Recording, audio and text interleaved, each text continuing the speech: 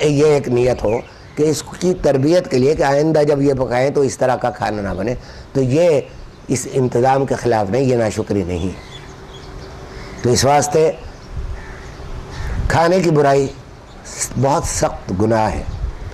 نبی کریم صلی اللہ تعالیٰ علیہ وسلم ایک مرتبہ کھانا فرما رہے تھے، تو اس زمانے میں تو نہ ماربل کے فرش ہوتے تھے اور نہ قالین بچھتے تھے۔ آپ سے کھانے کا ایک نوالہ زمین پر گر گیا، آپ نے اس کو بالکل صاف کر کے کھا لیا۔ اللہ اکبر۔ یہاں واقعہ یاد آیا کہ کسریٰ کے دربار میں جب حضور صلی اللہ تعالیٰ علیہ وسلم نے صحابہ اکرام کو سفیر بنا کر بھیجا تو وہاں بھی اتفاق سے اس طرح کا ایک واقعہ پیش آیا۔ بسم اللہ۔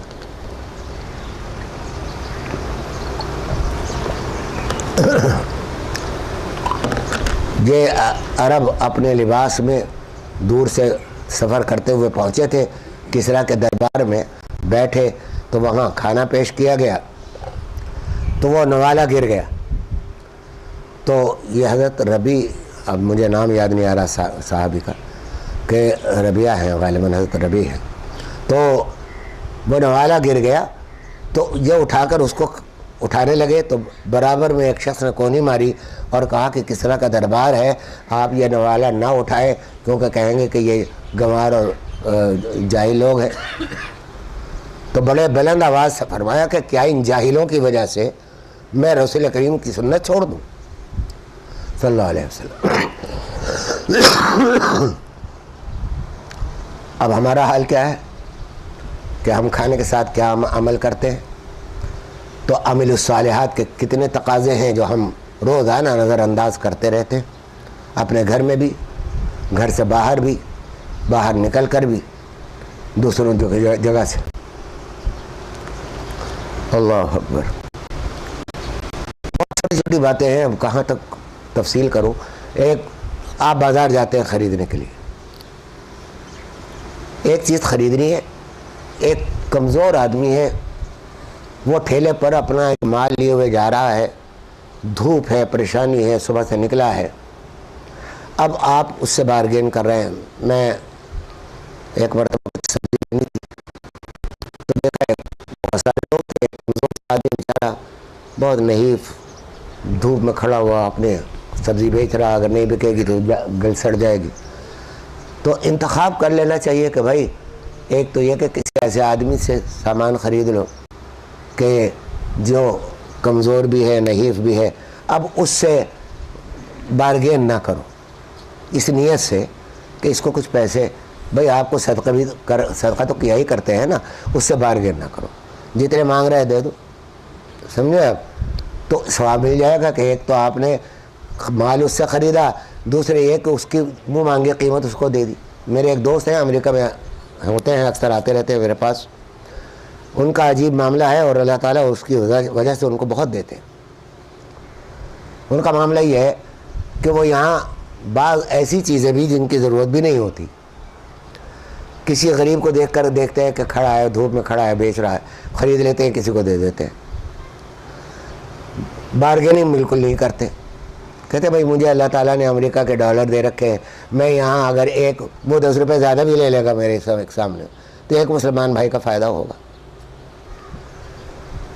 عجیب ایک قول یاد آیا حضرت امام ابو حنیفہ رحمۃ اللہ تعالیٰ علیہ کا کہ بھائی میں انگریزوں کی سے کمائی ہوئی دولت اگر یہاں مسلمانوں پر خرچ کر رہا ہوں تو مجھے ثواب ملے گا۔ یہ ان کی ایک نیت ہے، ایک ارادہ۔ امام ابو حنیفہ رحمۃ اللہ علیہ فرماتے ہیں کہ غیبت حرام ہے، لیکن اگر کرنا ہی ہے تو اپنی ماں کی کرو، سمجھا آپ، اپنے باپ کی کرو، کہ گھر کا مال گھر میں تو رہے، کہ تمہاری نیکیاں باہر نہ جائیں، کیونکہ غیبت کے بارے میں یہ ہے کہ جو آدمی غیبت کرتا ہے اس کے تمام اعمال سے اس کا بدلہ دیا جائے گا، آخرت میں نیکیاں لی جائیں گی اس سے۔ تو امام ابو حنیفہ فرماتے ہیں کہ حرام ہے، مت کرو غیبت، لیکن اگر ایسی کوئی بہت ہی بڑی ضرورت ہے تو بھائی اپنی ماں کے لیے کر لو، اپنی باپ کے لیے کر لو، تو تمہاری نیکیاں کہیں باہر نہیں جائیں گی، ماں باپ ہی کے پاس جائیں گی، اور پھر ماں باپ بھی بخشوا دیں شاید تم۔ تو اس واسطے یہ عمل الصالحات کا معاملہ بہت آسان لگتا ہے اور بہت بے فکری ہے اس معاملے میں. کیا بھائی نماز پڑھ لی عمل ہو گیا صالح ہو گیا. اب نماز بھی کیسی پڑھی وہ والا اس کے علاوہ ہے کہ جیسے ہم نمازیں پڑھتے ہیں. میری ایک خاتون کا ایک فون آیا میرے پاس کہ جی میں نماز کے وقت ثواب کی نیت کرتی ہوں تو میں ثواب کی نیت کرنا اخلاص کے منافی تو نہیں. میں نے کہا بھائی نماز تو بنی ہی ثواب کے لیے، ثواب کی نیت تو اخلاص کے منافی نہیں ہے. لیکن ہاں میری تو ہمت نہیں ہوتی، جب میں نماز ختم کرتا ہوں تو مجھے تو اکثر یہ ڈر لگتا ہے کہ اس پر اگر مواخذہ نہ ہو تو اللہ تعالیٰ کا بڑا کرم ہے، کوڑے نہ لگے میرے اوپر اس نماز کے بدلے. کیونکہ ہماری نماز یہ ہے کہ بادشاہ کے دربار میں کھڑے ہیں ہاتھ باندھے ہوئے، لیکن منہ ادھر کیے ہوئے ہیں، ہاتھ ادھر کیے ہوئے ہیں، اور باتیں کسی اور سے ہو رہی ہیں، دماغ اپنا کام کر رہا ہے، بادشاہ کی طرف توجہ نہیں. تو ایسے آدمی کو تو بادشاہ جوتے مار کے باہر نکال دیا کرتا ہے. تو اس لیے یہ ثواب کی نیت سے پڑھو نماز، بالکل ثواب ہی اصل مقصود ہے، سارے اعمال کا مقصود ہی ثواب ہے.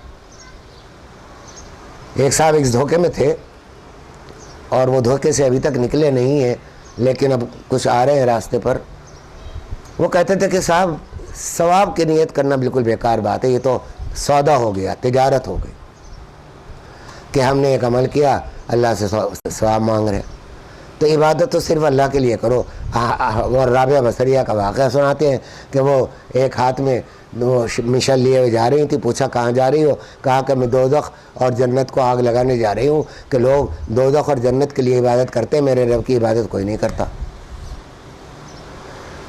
یہ اقوال غلبہ حال میں کہے ہوئے اقوال ہیں. حضرت صلی اللہ تعالیٰ علیہ وآلہ وسلم تو ثواب کی دعا فرماتے ہیں کہ اللہ مجھے ثواب عطا فرما، اور آپ ثواب سے استغنا کرتے ہیں کہ اس لیے کہ میرا عمل خالص اللہ کے لیے ہو. تو خالص اللہ کے لیے عمل انبیاء علیہ الصلوۃ والسلام اس سے پناہ مانگتے ہیں کہ ہم نے ایسا عمل کبھی کوئی کیا ہی نہیں جو خالص اللہ ہی کے لیے ہو، کیونکہ وہ خالص اللہ کے لیے عمل تو اس کی لامحدود ذات کے مطابق ہونا چاہیے تھا. جو ہم محدود ہیں کس طرح کر سکتے ہیں؟ ناممکن ہے.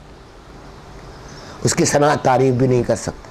آج صلی اللہ علیہ وسلم کی دعا کا ترجمہ ہے کہ یا اللہ تو ویسا ہی ہے جیسا تو نے خود اپنی تعریف کی، اور تو اس سے اچھا ہے جیسی ہم تعریف کرتے. تو اس واسطے عمل الصالحات ایک بڑا نازک معاملہ ہے. اس میں تھوڑے سے تدبر تفکر کی ضرورت ہے کہ کون سا عمل، کتنے اعمال ہیں. اکثر یہ خیال پیدا ہوتا ہے کہ ہم استغفار کی تعلیم دی گئی ہے کہ روزانہ استغفار کیا کرو، 100 ایک دفعہ 1 تسبیح پڑھو، 2 تسبیح پڑھو، 3 تسبیح. تو اکثر لوگ کہتے ہیں اور سوچتے ہیں کہ آخر اتنے گناہ کیے کب ہیں ہم نے؟